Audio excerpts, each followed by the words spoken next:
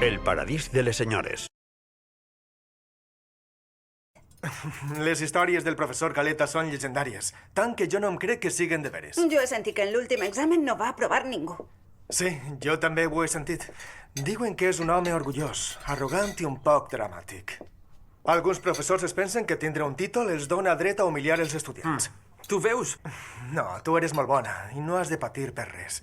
Sobretot amb les notes que treus. El problema és mantindre la mitjana. Si no, l'any que ve no em donaran la beca. Per què no parles amb Federico? Ell va fer química amb el senyor Caleta i va sobreviure. Sí, tens raó. Passa, seu a taula. Bona nit. Paolo, I qui vol cafè? Bona nit, Tina. Jo no, gràcies. M'estan esperant uns amics al centre i ja hi faig tard. I això? Però si no ens havies dit res. Es veu que avui és la nit de les sorpreses. Gabriela, gràcies. Estava tot molt bo. Roberta, ja em contaràs com ha anat l'acord. Salvatore? Tina? Bona nit, Paolo. Bona nit. Ves, ja vaig. Paolo, espera. Quan Gabriela m'ha cridat avui, ja m'olorava que era cosa teua.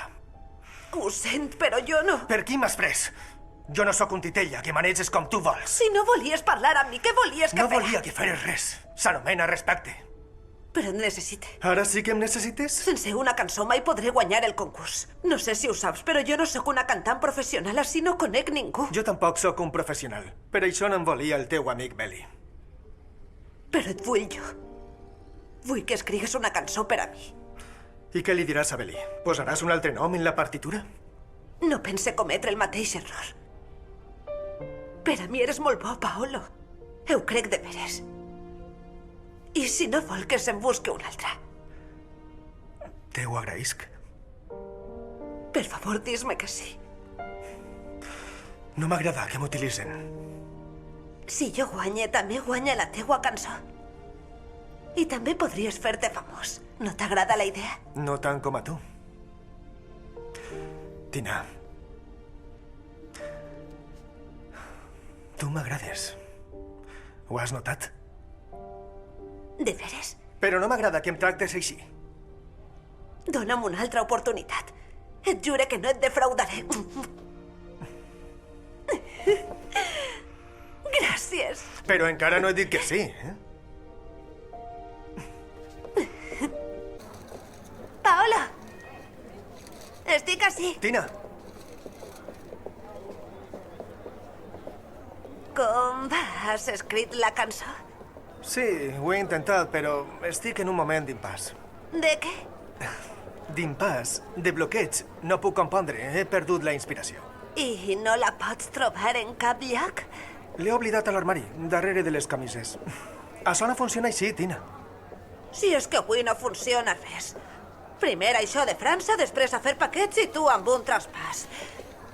Encara estàs enfadat? Ja sé que no et vaig tractar bé, però és que eres molt susceptible. Tina, Què? vols sentir-la? Sí o no? La teua cançó.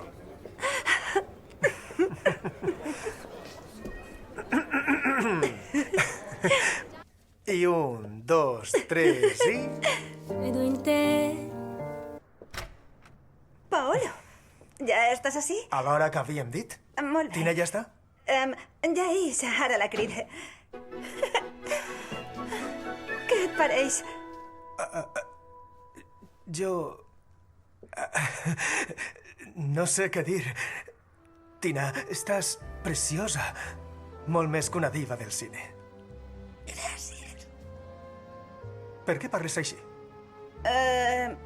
Un misteri. Este matí s'ha despertat i no podia parlar.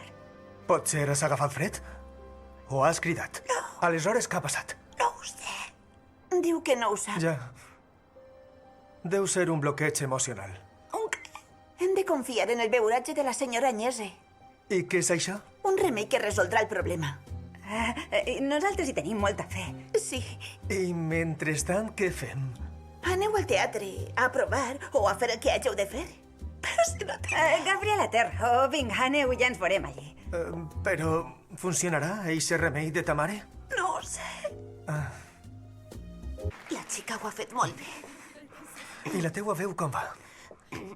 Crec que un poc millor. Bé, el beuratge de ta mare ha funcionat. Costava saber el que deies. Potser hagi funcionat, però no para de repetir-me la seva. Seran nervis. no és la seva. Encara que la cançó que has dut no és cap meravella. Poca cosa per a una cantant tan brillant com tu. La pròxima volta n'escriu una a vostè. Què em diu? Puc saber en quin conservatori ha estudiat? Escolta, la meva escola és el carrer, el públic vol emocions reals, i la nostra Tina, amb la cançó adequada, és capaç d'emocionar fins l'última fila. No n'hi havia un empresari més antipàtic? Sé que quan et facis famosa t'oblidaràs de mi. A quin sant dius això? Quan vas tindre ocasió no t'ho vas pensar. M'equivoque? No digues això. I sobretot donar-li les gràcies a Paolo Bianchi per escriure una cançó tan meravellosa. Gràcies, Paolo!